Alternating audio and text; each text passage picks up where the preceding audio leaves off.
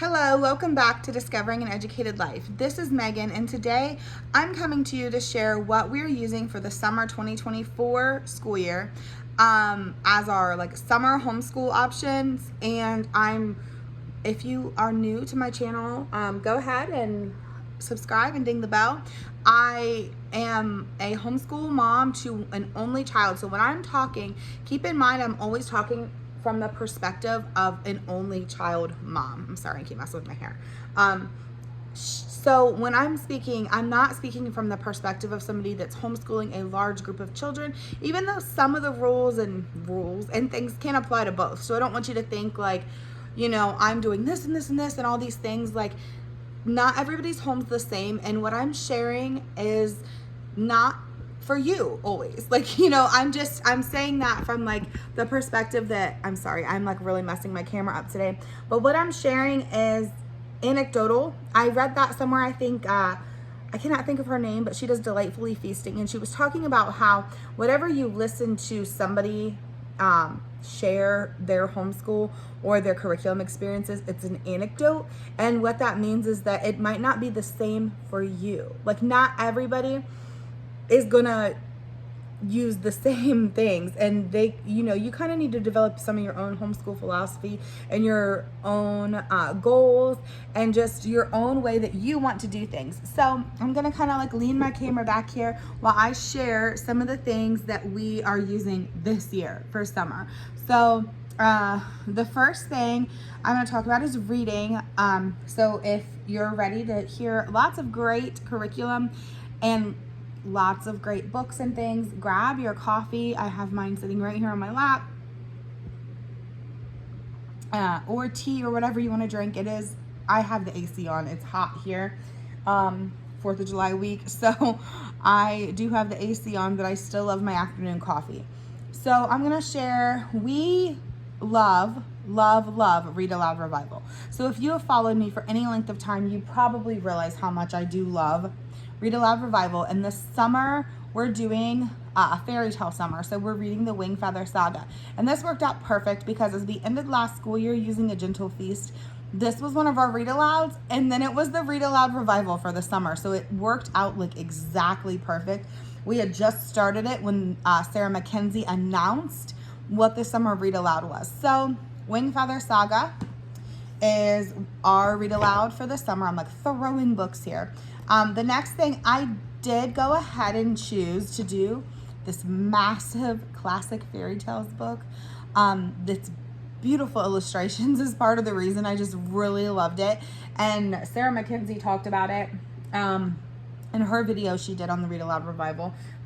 Some of the reasons she loved it was because of the illustrations. And I love it. The illustrations are so pretty. And we've read all the fairy tales. My daughter is 12, but she still appreciates them. And we haven't read a lot of them, especially not me reading them aloud in years. And I was like, you know what? That sounds kind of fun to do this year. I kind of want to do that. I know that sounds silly having an older middle school student, but I was I'm doing it. I'm going to go ahead and grab that and do it. So we are. So classic fairy tales. Then what we do, if you're not familiar with Read Aloud Revival, there's a membership. I'm not sure exactly what it costs today, but you pay a monthly membership fee. I think you might be able to pay yearly also.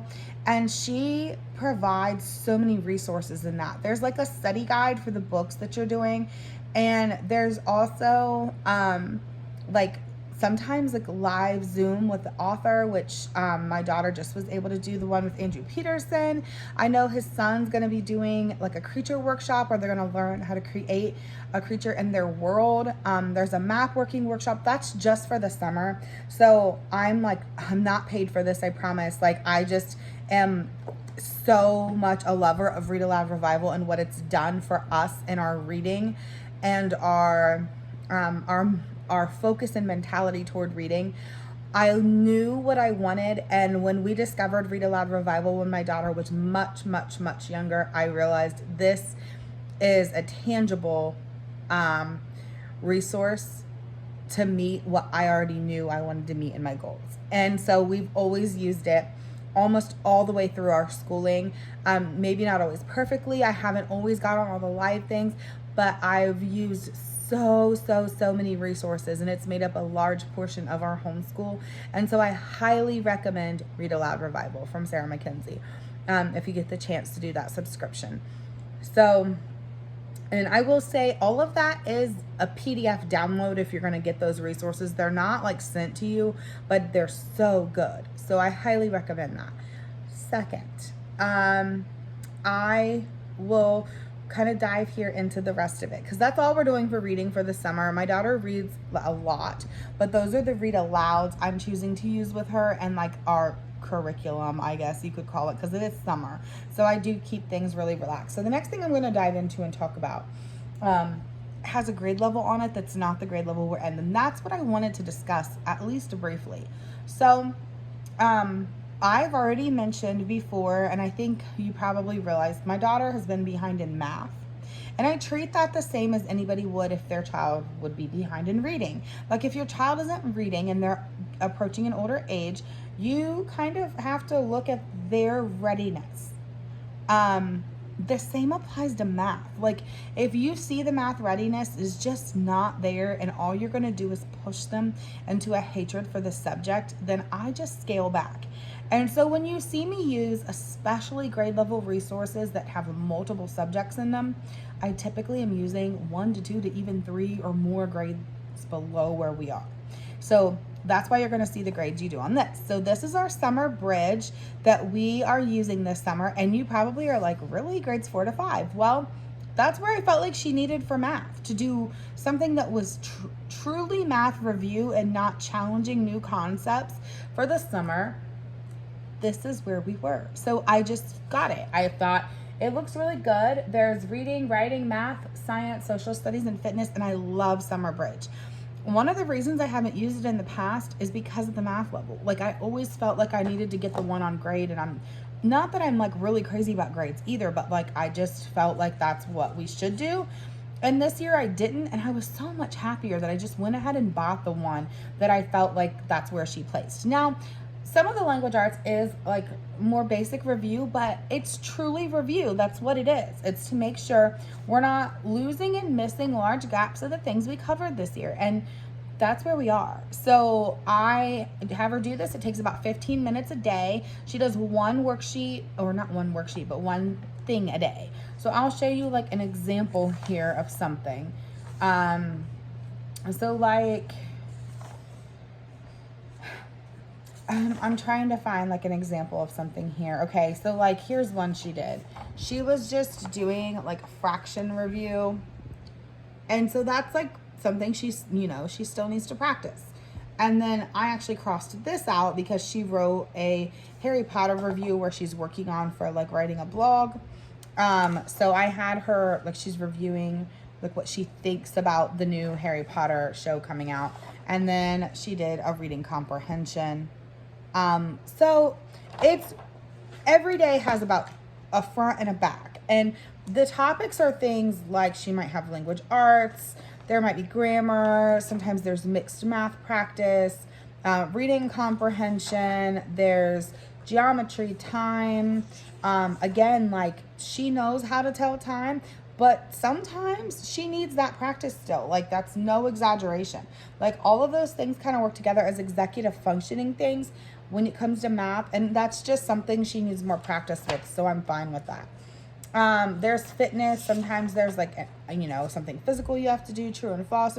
There's so much contained in this one little workbook that she does for 15 minutes a day. Sometimes it doesn't even take her that long, but I'm really enjoying that for the summer.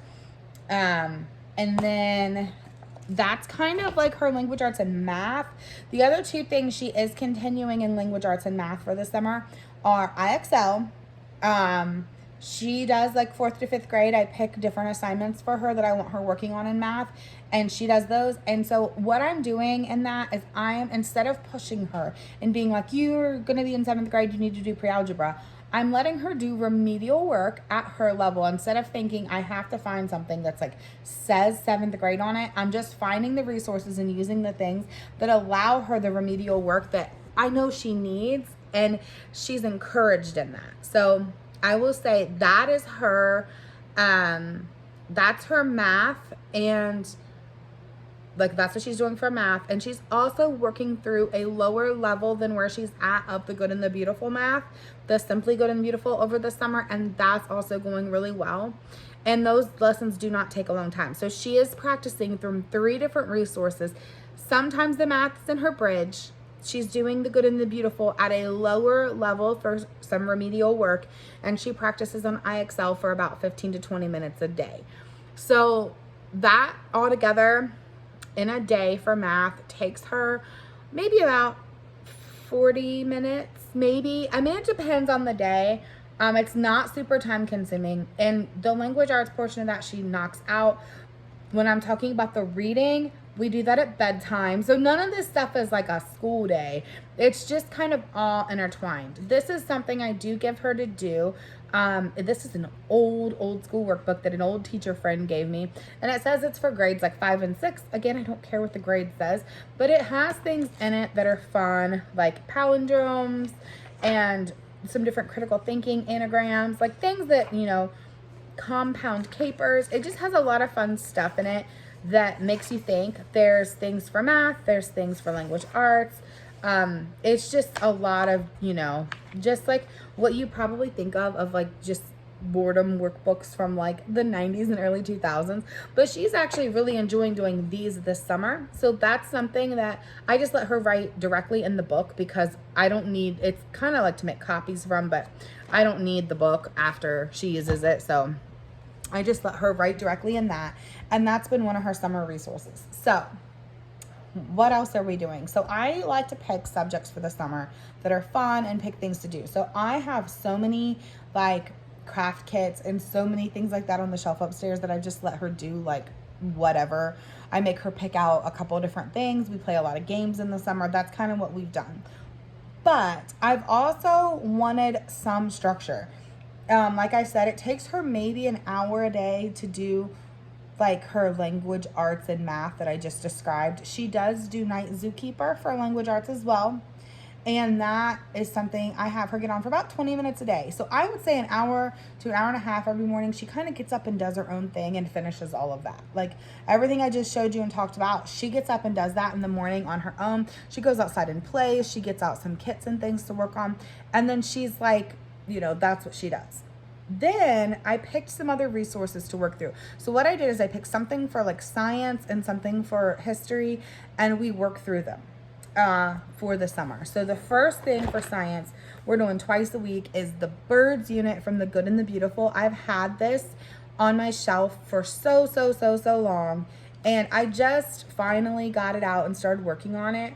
I am having her do the 7th and 8th grade extensions in that, and she kind of is keeping them in this notebook here, and I will do more of a flip through of this, but I just like was gonna open it to a page and show you.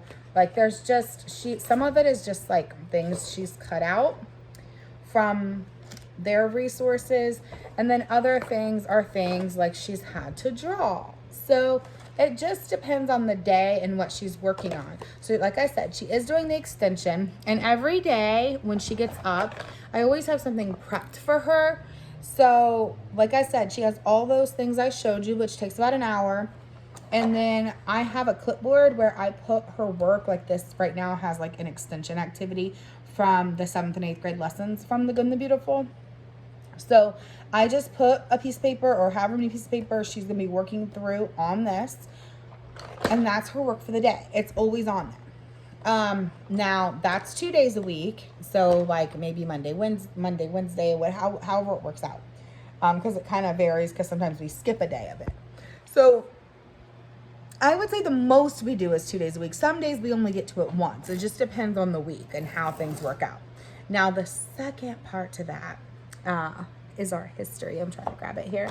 And we are using Story of the World. We're working through some ancient history. Now, both of these things I'm going to do some reviews of and discuss some of the books in later that I've used.